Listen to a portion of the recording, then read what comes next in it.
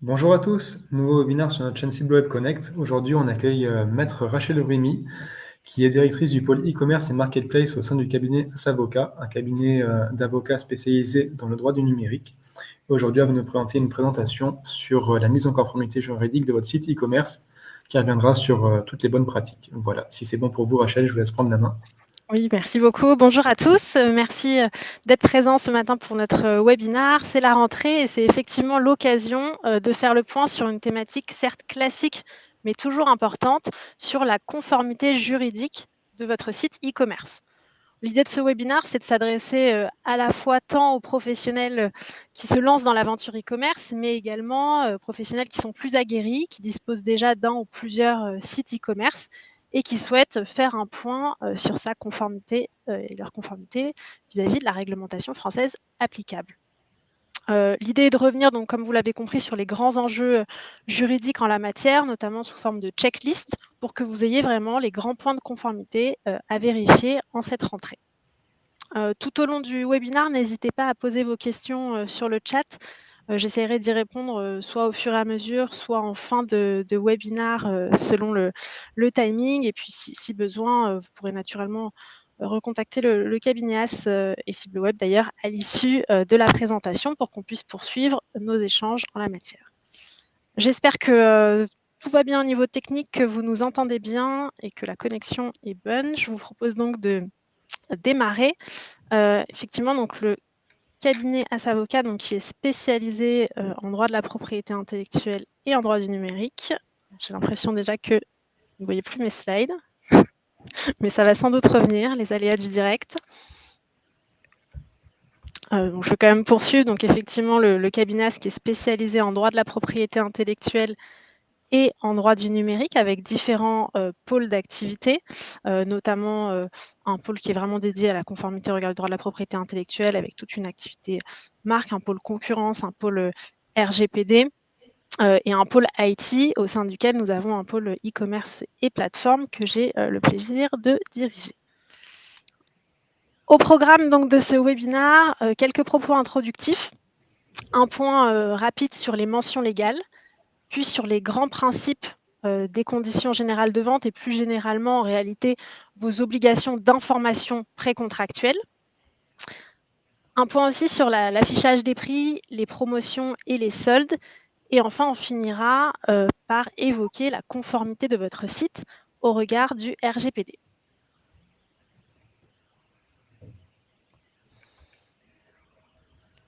Donc, pour commencer, un rappel classique, qu'est-ce que finalement le e-commerce? Le commerce électronique, ce sont en fait l'ensemble des transactions commerciales qui vont, par le biais d'Internet, impliquer un échange de données et également un changement de propriété de produits ou de services qui vont être commandés ou réservés par l'intermédiaire de votre site web ou de votre application mobile e-commerce.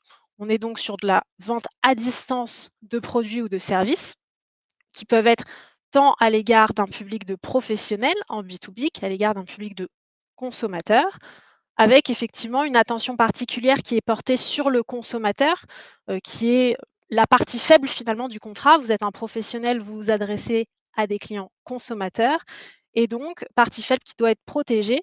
C'est ce qui ressort d'ailleurs de l'ensemble de la réglementation qui existe depuis 2014, la fameuse loi Hamon, et des différentes réglementations subséquentes. On est toujours sur l'équilibre effectivement des relations et une protection accrue du consommateur. Puisque maintenant, on a effectivement tous l'habitude de commander des produits en ligne, de réserver des services en ligne, mais quelques dizaines d'années en arrière, ce n'était pas si évident pour le consommateur moyen de se demander si, en indiquant finalement ses données bancaires sur son site internet, il allait vraiment recevoir le produit qu'il avait commandé, si ce n'était pas une arnaque, même s'il en existe effectivement toujours. Donc la réglementation a vraiment à cœur de protéger le consommateur. Et c'est d'ailleurs aussi une des missions de la DGCCRF, donc l'autorité de contrôle, qui peut effectuer des contrôles sur place ou à distance sur vos sites e-commerce dès lors qu'ils s'adressent à un public de consommateurs français. Donc au cours du webinaire, l'idée c'est plutôt de se concentrer sur les sites à destination donc, de consommateurs et notamment des sites de vente de produits.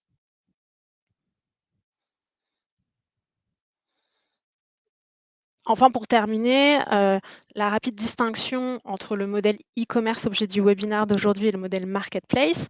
Sur le modèle e-commerce, vous avez effectivement, vous adresser à des clients directement, sans intermédiation, et donc vous êtes propriétaire ou non, dans le cadre d'un modèle dropshipping, mais de produits que vous commercialisez en direct à des clients. Ce qui n'est pas le cas, du modèle marketplace, où là, pour le coup, lorsque vous êtes opérateur d'une place de marché, désormais fournisseur d'une place de marché en ligne, vous avez vocation à mettre en relation des e-commerçants avec des clients finaux. Donc là, ce matin, on est effectivement bien dans la présentation des obligations relatives à un site e-commerce. Donc sur le premier point de conformité d'abord, d'ailleurs, qui est un point de conformité au-delà même, d'un site e-commerce, pour tout site finalement, même un site vitrine, l'obligation, d'avoir des mentions légales. Donc les mentions légales, c'est une obligation qui résulte donc de la LCEN de 2004, avec une numérotation qui a récemment évolué avec, une loi de mai 2024. En réalité, les mentions légales, doivent indiquer quelques informations synthétiques. Tout d'abord sur l'éditeur du site web, donc votre société qui édite le site, marchand, avec notamment, classiquement, donc la dénomination sociale, la forme de la société, le montant de votre capital social, le siège social. Heu, Lorsque vous commercialisez donc des produits en ligne, le numéro de TVA intracommunautaire. Donc ça, c'est les premières informations qui sont dédiées vraiment à la structure, votre société qui édite le site. Ensuite, il va falloir faire figurer le nom et le prénom du directeur de publication. Cette fois-ci, la personne physique, le représentant légal, de la société qui édite, le site. Et enfin, les informations qui sont relatives à l'hébergeur du site. Donc pareil, la dénomination sociale, son adresse et le numéro de téléphone, de l'hébergeur. Comme vous le voyez, c'est vrai que souvent, quand nous on audite au cabinet, des sites, dans l'onglet mention légale, donc c'est un onglet qui doit vraiment être, distinct et disponible dans le footer de votre site, intitulé simplement mention légale. On retrouve souvent parfois des dispositions relatives au RGPD, à la propriété intellectuelle, voire même certaines dispositions des conditions générales de vente qui se sont perdues dans cet onglet mention légale. En réalité, comme vous le voyez, au sein des mentions légales, on a uniquement des informations très synthétiques, donc sur l'éditeur, le directeur de publication et l'hébergeur, du site web. C'est des choses simples, qui peuvent notamment être sanctionnées jusqu'à 375 000 € d'amende. Donc 1er point à vérifier sur votre site web. On arrive là donc sur le document central, de votre site, e-commerce, les conditions générales de vente. En réalité, cette partie, en fait, va me permettre aussi de vous présenter, l'ensemble des obligations d'information précontractuelles, que vous avez, dès lors que vous êtes un professionnel qui s'adresse à un client consommateur pour lui proposer en ligne des produits ou des services. Vous devez, en amont, lui présenter un certain nombre d'informations, qui vont lui permettre finalement de prendre sa décision et d'être parfaitement informé sur les produits qui sont commercialisés par l'intermédiaire de votre site. On va avoir donc les conditions générales de vente, mais il y a aussi, une attention particulière qui doit être portée sur les fiches produits que vous mettez en ligne, avec selon les catégories de produits que vous commercialisez, des informations qui vont être sur la composition du produit, sur potentiellement des conseils d'utilisation, des éventuelles allergies ou autres. Ça s'adapte forcément aux catégories de produits que vous commercialisez, mais donc dans l'obligation d'information précontractuelle, on a bien les fiches produits et les conditions, générales de vente. Pour commencer donc sur les points clés à faire figurer dans vos conditions générales de vente, tout d'abord l'identifiant unique. Donc l'identifiant unique, c'est une nouveauté qui est issue de la loi AGEC, de 2020 et donc, dès lors que, en tant qu'e-commerçant, vous êtes ce qu'on appelle un producteur de produits générateurs de déchets. Toutes ces précisions, hein, sont bien sûr détaillées, au sein du code de l'environnement. Donc vous êtes producteur d'un produit qui est générateur de déchets, vous devez, vous rapprocher en fait de l'éco-organisme de votre filière pour obtenir ce qu'on appelle, un numéro IDU, identifiant unique. qui est en fait un numéro d'enregistrement sur la liste SIDEREP de l'ADEME. Et dès lors qu'en fait vous faites ces démarches pour obtenir cet identifiant unique, il faudra le reproduire au sein de vos conditions générales de vente. Sur les produits qui sont générateurs de déchets, vous avez naturellement une liste exhaustive dans le code de l'environnement, mais il y a énormément de catégories de produits qui sont concernés. Ça va des jouets aux meubles, aux vêtements, aux chaussures. Donc il y a de grandes chances que les produits que vous commercialisez sur votre site web soient ce qu'on appelle des produits générateurs de déchets. Dans ce cas-là, il faut identifier donc l'éco-organisme de votre filière. S'il n'y a pas encore d'éco-organisme, il faut se rapprocher de l'ADEME pour pouvoir disposer de cet identifiant unique et l'indiquer dans vos conditions générales de vente. Donc c'est un premier point effectivement qui est assez récent et qui doit figurer dans les conditions générales de vente. Alors je prends juste une question, en même temps je regardais le chat de Christelle qui indiquait que les mentions légales peuvent être dans les CGV. Alors la LCN impose que les mentions légales soient facilement accessibles, donc sur un support distinct. Donc l'idée, c'est vraiment d'avoir 2 onglets, un onglet mentions légales et un onglet CGV. Ça renforce l'information du consommateur et la meilleure accessibilité de ces informations. Après, effectivement, dans vos CGV, en préambule des CGV, vous avez quand même l'ensemble des informations, notamment sur l'éditeur de la société. Donc vous pouvez retrouver les mentions légales en plus, mais c'est important d'avoir dans le footer du site 2 onglets, un pour les mentions légales et un pour les CGV. Je prends aussi la remarque de Stéphanie qui nous indique qu'elle a des dysfonctionnements techniques. Donc il y aura, vous pourrez revoir le webinaire effectivement en replay en vous connectant sur Webikeo. Et sur effectivement l'identifiant unique, Pascal nous demande donc lorsqu'une entreprise est affiliée à plusieurs éco-organismes, il faut mentionner les différents IDU. Exactement. Vous allez en fait avoir effectivement plusieurs éco-organismes compétents selon la gamme de produits qui sont commercialisés. Et donc là, il faut indiquer les différents IDU qui sont objets des produits qui sont commercialisés sur votre site. Et sur petite précision aussi, lorsque vous allez sur le site de l'ADEME, vous pouvez, sur la liste SIDEREP, vérifier qu'une entreprise dispose bien d'un identifiant unique en tapant tout simplement son nom. Donc voilà sur le premier point sur l'identifiant unique. Ensuite, le deuxième point, donc dans les conditions générales, on va devoir identifier les étapes du processus de commande en vue de la conclusion du contrat. C'est l'objet même finalement des conditions générales de vente, c'est d'expliquer aux consommateurs quelles sont les étapes à accomplir pour pouvoir finalement commander le produit par l'intermédiaire de votre site internet. Donc vous allez tout simplement, là ce n'est pas des dispositions qui sont très juridiques, mais lui indiquer s'il doit par exemple créer un compte, avoir un compte client pour passer une commande, quelles sont les étapes pour ajouter les produits dans son panier, s'il va pouvoir modifier son panier, s'il y a un nombre maximum par exemple de produits qui peuvent être ajoutés au panier. Toutes ces informations assez factuelles doivent être détaillées et surtout permettre aux consommateurs de bien comprendre quelles vont être les étapes à accomplir pour pouvoir aboutir à la commande des produits vendus sur votre site. Troisième point important également, sur les moyens de paiement. Donc, on reviendra sur l'affichage des prix juste après, mais vos conditions générales de vente doivent faire état des moyens de paiement qui sont rendus disponibles pour que le client puisse effectivement commander ses produits en ligne, carte bancaire, virement bancaire, potentiellement aussi de plus en plus des solutions de paiement fractionné qui peuvent être proposées sur vos sites. Et dans ces cas-là, de bien indiquer la solution qui est proposée et potentiellement même renvoyer vers les conditions générales du prestataire de paiement qui la propose. En tout cas, dans l'article sur les moyens de paiement, de bien indiquer quelles sont les différentes possibilités proposées pour payer les produits en ligne. Autre point important sur les modalités de livraison.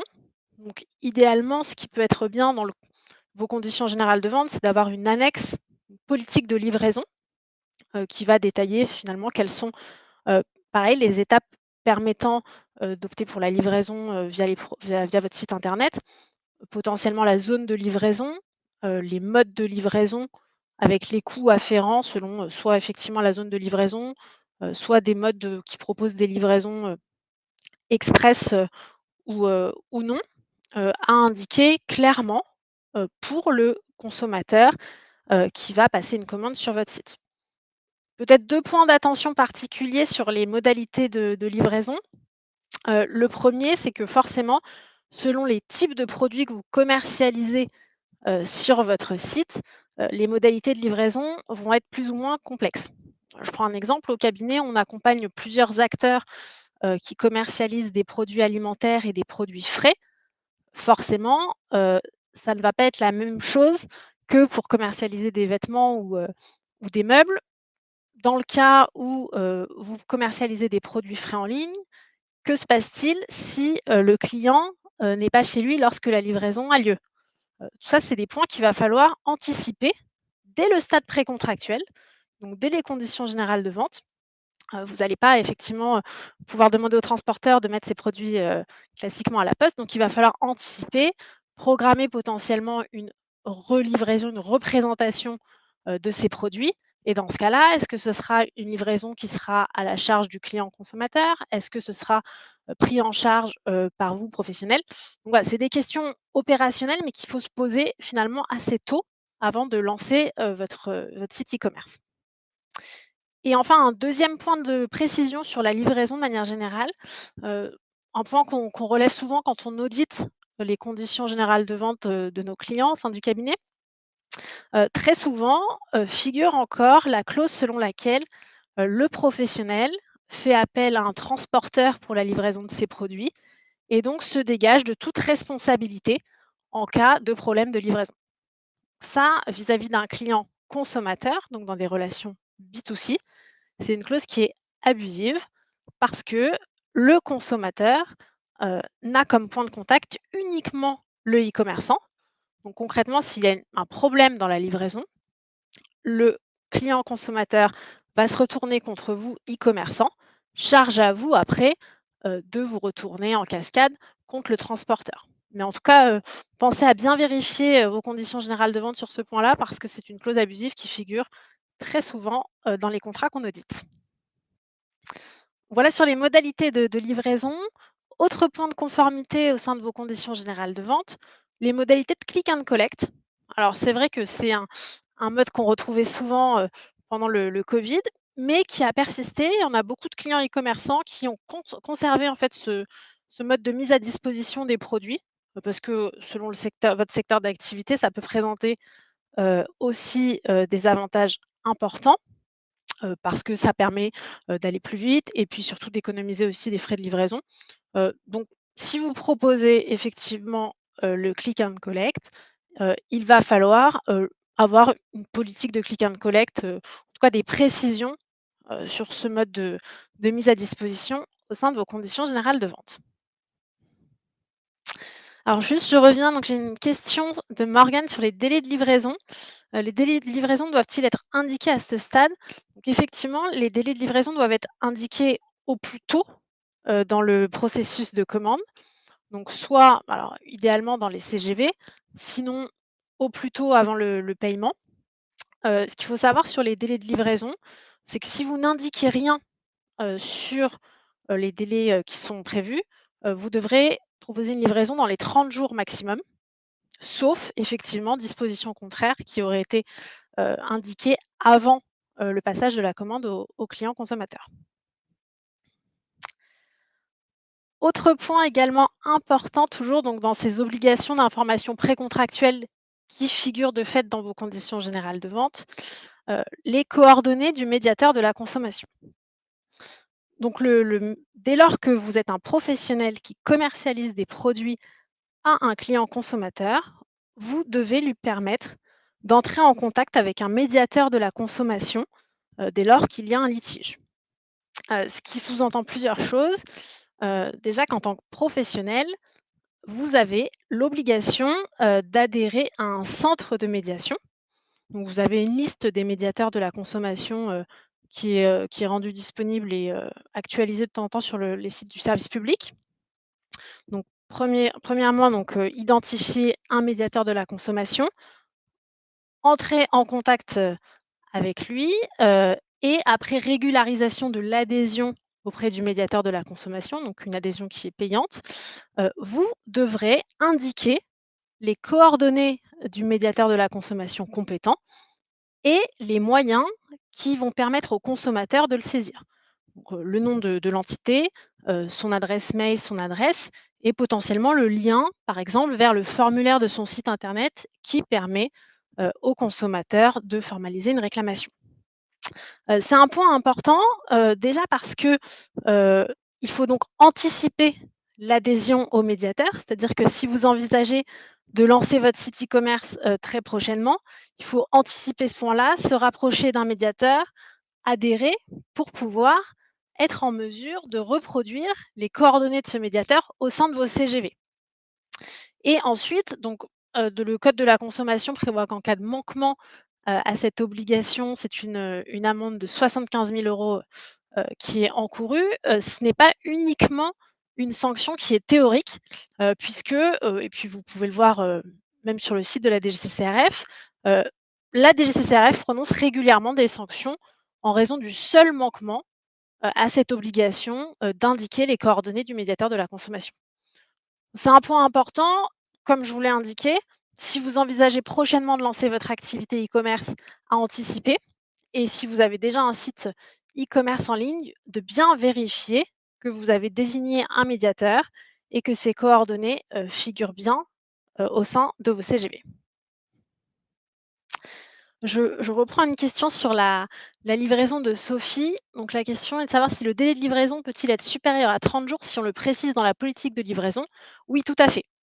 L'idée, c'est vraiment que le consommateur commande en connaissance de cause, donc en sachant que le délai de livraison est supérieur. En revanche, si aucune information n'a été portée à sa connaissance sur le délai de livraison prévu, vous êtes tenu de livrer dans les 30 jours.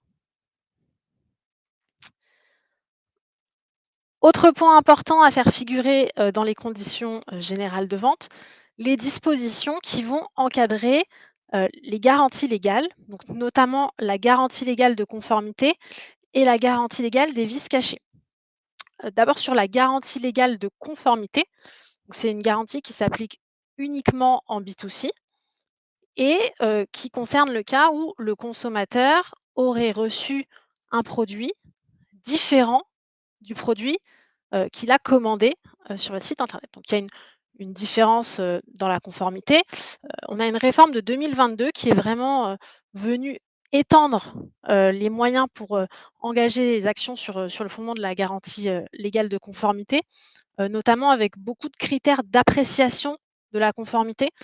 C'est les articles, L217-1 et suivants, du code de la consommation qui détaillent en fait, à la fois, des critères d'appréciation objectifs et des critères d'appréciation subjectifs, pour voir s'il y a une différence, et que le consommateur peut engager ou non une action sur ce fondement, en sachant que le consommateur a 2 ans, pour, faire valoir sa garantie légale de conformité. 2 ans à compter de la délivrance du produit, avec en plus, une présomption de non-conformité. Donc le consommateur n'a pas à apporter la preuve de cette non-conformité pendant 2 ans pour les produits neufs et pendant 1 an pour, les produits d'occasion. Vous voyez, c'est une garantie, qui est assez large et qui est très favorable aux consommateurs. Donc c'est un point d'attention particulier, notamment effectivement les dispositions du code de la consommation ont beaucoup évolué comme je vous l'indiquais en 2022 à ce sujet. Donc de ne pas oublier si vous avez déjà un site e-commerce, de bien vérifier que vos conditions générales de vente, reproduisent bien les bonnes dispositions impératives en la matière. Ah, j'ai une question, d'Olivier, donc c'est vrai que ça reprend le point précédent. Quelle proportion de sites e-commerce respectent l'obligation de faire apparaître le médiateur? Alors évidemment, c'est pas des chiffres, que j'ai, mais assez peu, pour accompagner, pas mal de e-commerçants au cabinet, c'est une obligation qui est, parfois méconnue, parfois non respectée et qui fait vraiment l'objet de beaucoup de contrôles de la DGCCRF, donc à mettre en application si ce n'est pas encore fait.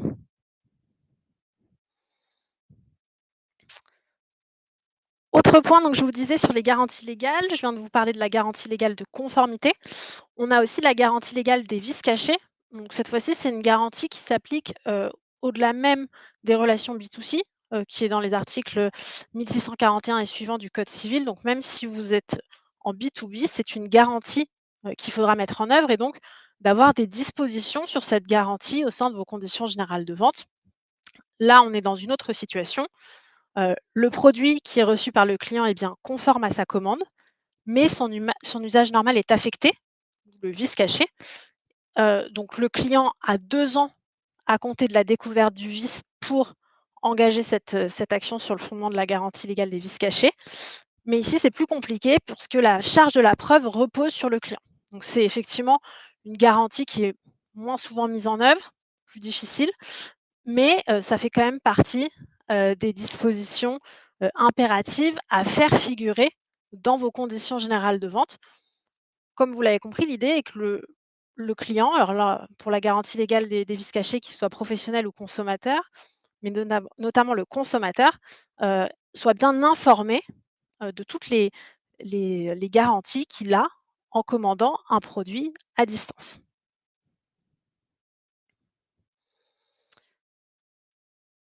Et enfin, sur les modalités d'exercice du droit de rétractation. Donc le droit de rétractation, c'est le droit phare, de votre, des consommateurs qui commandent sur un site e-commerce. C'est le droit qui, existe depuis la loi Hamon. Un droit important, pour plusieurs raisons. Donc, pour rappel, le droit de rétractation, c'est un droit donc impératif pour le consommateur qui commande en ligne auprès d'un vendeur professionnel. Le droit de rétractation en tant que tel, c'est la possibilité, pour le consommateur de changer d'avis, une fois qu'il a reçu son produit. Sans changer d'avis sans avoir à donner de motif. Donc classiquement, on indique que le droit de rétractation, heu, peut être mis en œuvre pendant 14 jours. En réalité, on a un délai qui est un petit peu plus long que ça, donc ça se décompose, sur la slide, présentée, en 3 fois 14 jours. Tout d'abord, à partir du moment où, le, client reçoit son produit, il a 14 jours pour formaliser sa décision de se rétracter. Donc concrètement, vous envoyez un mail en tant que professionnel, remplir le formulaire de rétractation, pour vous notifier sa décision de se rétracter. Ça, c'est le principe qui vaut, notamment sur les produits. Bon, évidemment, on ne peut pas, rentrer dans le détail dans le temps imparti, mais on a, certaines exceptions, au droit de rétractation. Par exemple, vous commercialisez, des produits cosmétiques, s'ils ont été ouverts naturellement, ils ne pourront pas faire l'objet d'un droit de rétractation. Vous commercialisez certains produits alimentaires, pareil, ils seront exclus, du droit de rétractation. Ou encore si vous commercialisez, des produits, qui sont personnalisés, je pense par exemple, aux sites qui proposent, de confectionner des livres photos. Naturellement, ces produits ne pourront pas faire l'objet du droit de rétractation. Ces exceptions sont quand même là pour contrebalancer avec, les droits du consommateur. L'idée pour vous, professionnels e-commerçants, c'est que les produits objets du droit de rétractation puissent être recommercialisés. Donc c'est la raison pour laquelle il existe tout un tas d'exceptions. Donc sur le droit de rétractation, on est sur les articles L221-18 et suivants, du code de la consommation, où vous avez les principes et les exceptions. Donc si on est, dans des produits qui peuvent faire l'objet d'un droit de rétractation, donc le consommateur a 14 jours pour vous notifier sa décision de se rétracter. Ensuite, à partir du jour de cette notification, le consommateur a 14 jours, donc déjà on est déjà à 28 jours, pour vous restituer, le produit, donc le renvoyer. Et ensuite, on a un troisième délai de 14 jours, donc le délai de remboursement. Heu, Vous avez en tant que professionnel 14 jours pour rembourser, le consommateur du produit objet du droit de rétractation. Alors là, il y a une petite subtilité sur ce dernier délai qui peut être importante, c'est que le point de départ, du délai de remboursement est le jour, à partir duquel le consommateur vous a informé de sa décision de se rétracter, donc le tout premier délai de 14 jours, sauf si dans vos conditions générales de vente, vous indiquez que ce délai de remboursement court à compter du jour de la restitution du bien. C'est très important parce que, effectivement, déjà, si vous ne recevez pas le produit objet du droit de rétractation, vous n'allez pas le rembourser. Et donc, c'est important de bien vérifier que dans votre politique de rétractation au sein de vos conditions générales de vente, vous ayez bien cette précision, donc je répète, sur le point de départ du délai de remboursement du produit objet du droit de rétractation. On a souvent des questions sur ce qui doit être remboursé réellement lorsqu'on est dans un produit qui fait l'objet d'un droit de rétractation. Donc, en tant que professionnel e-commerçant, lorsque vous allez donc recevoir le produit en bon état, évidemment, objet du droit de rétractation, vous devez rembourser le prix du produit et les frais de livraison. Ça, c'est obligatoire, c'est prévu par le code de la consommation. Il y a encore certains sites qui ne le font pas. Mais donc, le consommateur doit se voir rembourser du prix du produit et des frais de livraison. Concernant les frais de retour, ils peuvent parfaitement être mis à la charge du client consommateur, mais là encore, sous réserve que ce soit expressément indiqué à titre précontractuel, donc notamment dans les conditions générales de vente, pour que le consommateur puisse anticiper finalement ce coût et savoir qu'effectivement, il pourra bénéficier de ce droit de rétractation, mais que les frais de retour seront à sa charge. Attention, là encore, si dans vos conditions générales de vente, vous n'indiquez pas que les frais de retour seront à la charge du client consommateur, ce sera à votre charge en tant que professionnel. Donc c'est vraiment important, là encore, de vérifier ces modalités d'information autour du droit de rétractation.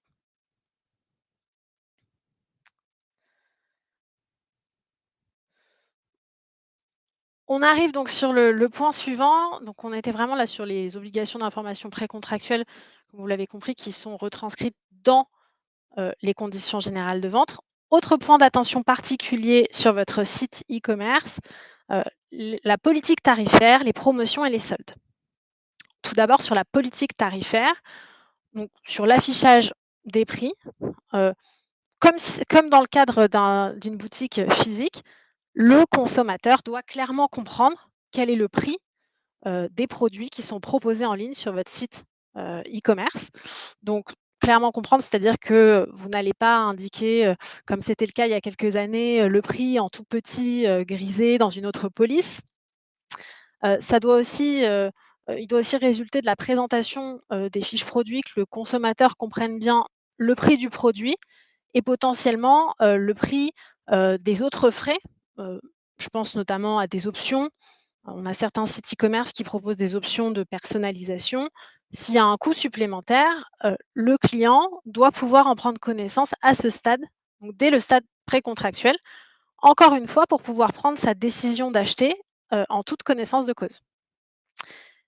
Le prix, enfin s'il y a aussi, des frais de livraison comme je vous l'indiquais tout à l'heure, différents, selon, la zone de livraison ou encore les modes de livraison qui sont proposés, c'est pareil, il faut l'indiquer dès, que possible, donc sur la fiche produit, idéalement.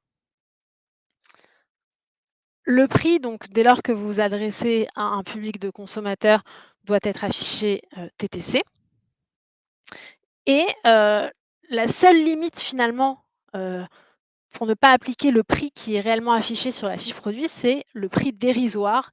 Donc, une erreur très importante, comme ça a pu être le cas il y a quelques années, c'est régulièrement le cas sur des enseignes, que ce soit, des enseignes, qui proposent, des jeux vidéo, des livres ou encore des vêtements. En cas d'une grave erreur sur le prix, la jurisprudence constante fait état, de la limite du prix dérisoire. Donc en tant que professionnel, si au lieu d'afficher un prix à, 1 300 €, c'est une erreur presque matérielle finalement et que le prix est affiché à 13 €, vous pourrez annuler, les commandes qui ont été passées à ce prix-là. Alors après, il y a des arbitrages qui sont faits, on voit ça, sur certains de nos clients e-commerçants. Parfois, pour éviter, un buzz sur les réseaux sociaux, certains e-commerçants préfèrent, sur une moindre mesure et selon le nombre de commandes évidemment, passer à ce prix-là, mais laisser, le prix affiché et donc ne pas remettre en cause les commandes plutôt qu'annuler les commandes et avoir beaucoup de clients mécontents. Mais en tout cas, ayez bien en tête que la seule limite finalement pour ne pas appliquer le prix qui est affiché, c'est ce qu'on appelle le prix, dérisoire.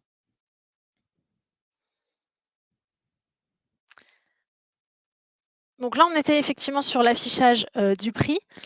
Autre point, important, sur l'activité e-commerce, toutes les opérations promotionnelles.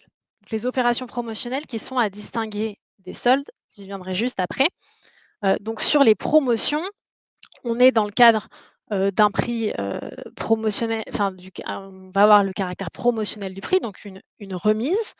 C'est un premier point important puisqu'on a eu la réforme Omnibus, qui s'applique depuis le 28 mai 2022, qui finalement, revient un petit peu en arrière sur ces obligations-là, mais qui vous impose en tout cas en tant qu'e-commerçant, lorsque vous souhaitez, faire une promotion, d'indiquer, le prix de référence, donc le prix, qui est le prix qui était le plus bas pratiqué sur une période de 30 jours précédant, la réduction. Donc notamment sous forme de prix barré. L'idée étant, d'éviter, que, on enfin, il y ait un caractère trompeur pour le consommateur et que ce soit finalement, des prix qui ne soient pas, réduits. Donc promotion, on a effectivement ce premier point qui est le caractère promotionnel du prix et ensuite le caractère temporaire de la réduction. Comme vous le savez, sur, de nombreux sites e-commerce, on a des promotions, j'ai envie de dire presque perpétuelles. Soit on est en Black Friday, soit on est en outlet, soit on est en pré-solde, enfin, on a toutes les opérations promotionnelles possibles et en réalité, le client peut presque acheter toute l'année le produit en promotion. Donc l'idée en tant qu'e-commerçant, c'est que vous fassiez attention à ce que lorsque vous lancez une opération promotionnelle, vous ayez bien donc ce prix de référence qui soit affiché, associé au caractère temporaire de la réduction, donc idéalement avec une date de début, une date de fin. À défaut, vous pourriez être poursuivi sur le fondement des pratiques commerciales trompeuses, puisqu'on a une des pratiques, qui fait état d'allégations, indications, présentations fausses ou de nature à induire en erreur et qui vont porter sur le prix, le mode de calcul, le caractère promotionnel du prix ou encore les réductions. Et donc là, c'est un délit qui peut aller jusqu'à, 2 ans d'emprisonnement et 1 500 000 € d'amende pour une personne morale. Donc vraiment un point de vigilance important sur les opérations promotionnelles. Pareil, un point de contrôle assez régulier, des autorités compétentes et par expérience, c'est vrai que de nombreux sites e-commerce, profitent, des promotions et donc sont quand même très, très souvent en promotion. Donc faites attention à préparer ces opérations promotionnelles et à bien, respecter, ces principes.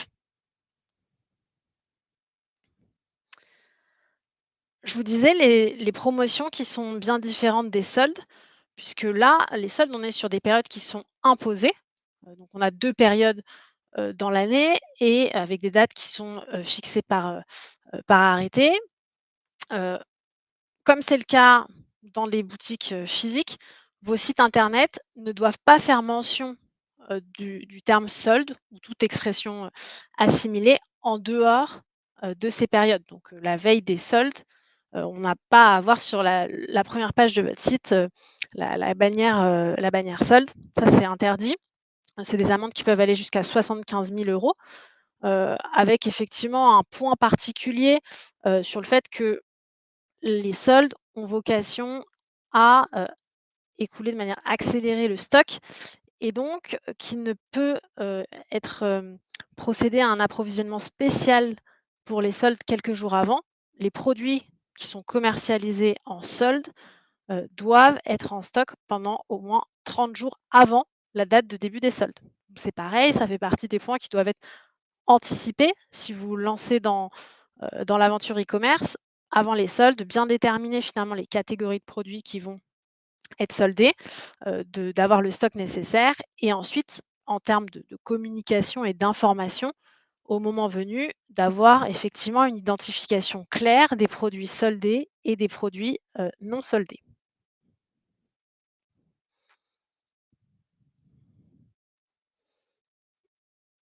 Et effectivement, quelques points de précision, complémentaires, sur les soldes. Le fait d'être dans une période de soldes, ne vous dédouane pas des autres obligations que vous avez en tant qu'e-commerçant.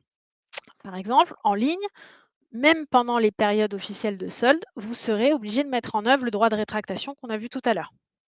Pareil, sur la mise en œuvre des garanties, légales, ce n'est pas parce qu'on est sur les périodes de solde que ces garanties, ne devront pas être, mises en œuvre sur les produits que vous avez commercialisés en ligne.